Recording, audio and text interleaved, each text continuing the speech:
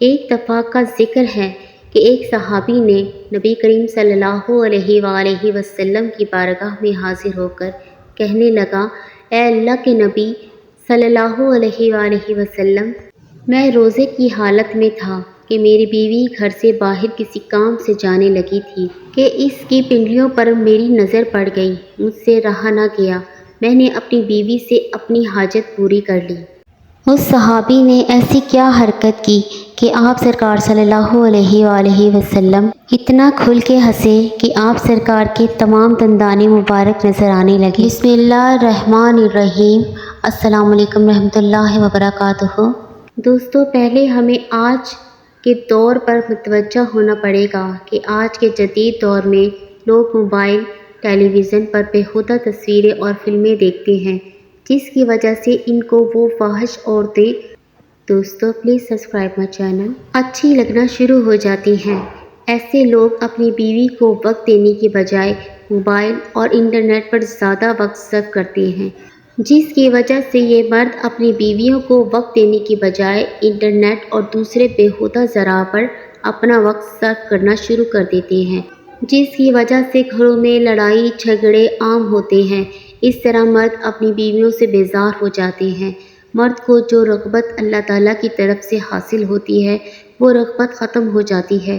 میاں بیوی میں رغبت کا ختم ہو جانا ان مردوں اور عورتوں کی سزا ہوتی ہے جو بدنگاہی سے پرہیز نہیں کرتے۔ اس کی مثال ایسی ہے جیسے کہ آپ باہر کے لذیذ کھانے کا چسکا پڑ جائے تو آپ کو گھر کی پکائی ہوئی چیز کبھی بھی پسند نہیں آئے گی۔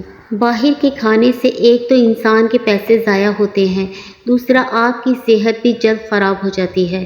اس طرح جب کسی انسان کو بازاری عورتوں کو دیکھنے کا چسکا لگ جائے تو اس کو اپنی بیوی بھی اچھی نہیں لگتی، وہ جلد اپنی صحت سے ہاتھ دھو بیٹھتا ہے۔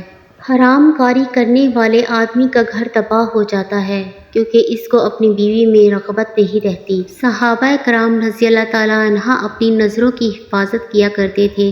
بیوی کی پنڈلی پر نظر پڑنے سے رہا نہ گیا۔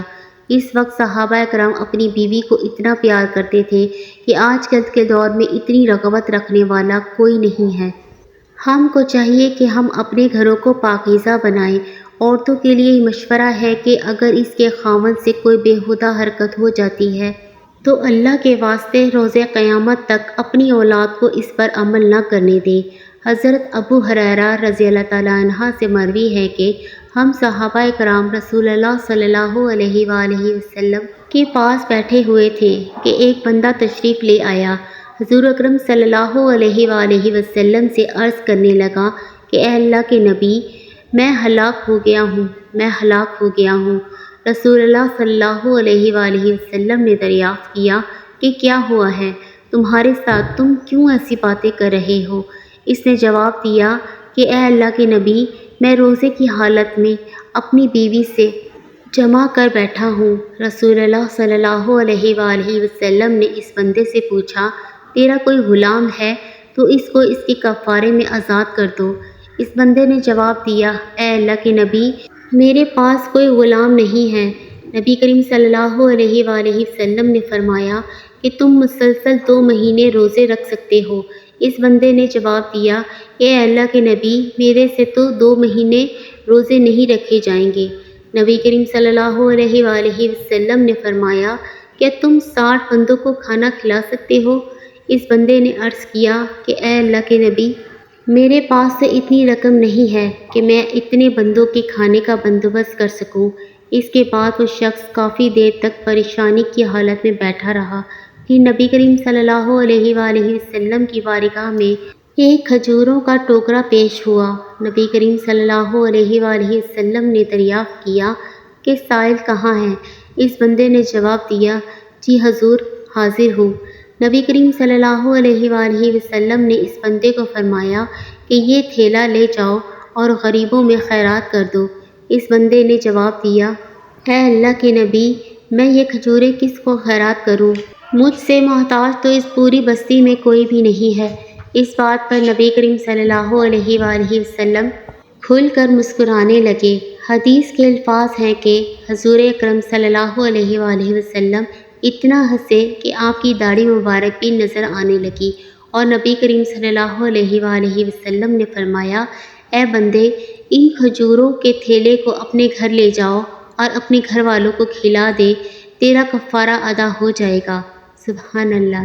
اس واقعے کے بعد اللہ پاک نے وحی نازل کی، تمہارے لیے روزوں کی راتوں میں اپنی بیویوں کے پاس جانا حلال کر دیا گیا ہے، وہ تمہاری پوشاک ہیں اور تم ان کی پوشاک ہو۔ اللہ کو معلوم ہے کہ تم اپنے حق میں خیانت کیا کرتے تھے، تو اس نے تمہارے حال پر رحم کیا اور تمہیں معاف فرما دیا۔ بس اب روزوں کی راتوں میں بے شک ان سے مباشرت کیا کرو، اور جو اللہ نے تمہارے لیے لکھ دیا ہے چاہا کرو۔ آیت کریمہ میں بڑے واضح انداز سے ماہ صیام میں صرف رات کے اوقات میں ہی جمع کرنے کی اجازت دی ہے۔ اگر کوئی حالت روزہ میں جمع کرتا ہے تو اس کے کفارہ اور قضا واجب ہو جاتا ہے۔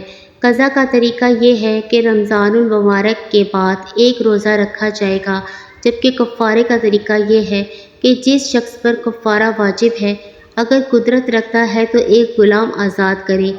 آج کل چونکہ غلامی کا خاتمہ ہو چکا ہے، لہٰذا کفارہ کی یہ صورت غیر مؤثر ہے۔ یا 60 دن کے مسلسل روزے رکھے یا 60 مسکینوں کو اوسط درجے کا کھانا کھلائے۔ قرآن پاک میں ہے کہ اپنی حیثیت کے مطابق اپنے عزیزوں، اقارب اور غریبوں پر خرچ کیا کرو۔ حدیث نبوی صلی اللہ علیہ وآلہ وسلم ہے، جہنم کی آگ سے ہر وقت اپنے آپ کو بچانے کی کوشش کیا کرو۔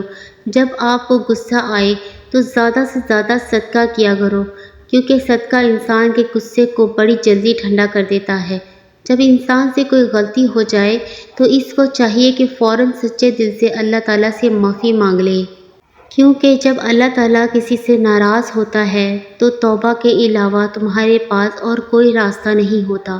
توبہ کے بعد اللہ تعالیٰ سے اپنی غلطی کو معاف کروانے میں بس صدقہ کام آ سکتا ہے۔ تم کو چاہیے کہ کسی محتاج کو کچھ دے دیا کرو، جس سے اللہ تعالیٰ تم سے راضی ہو جائے گا۔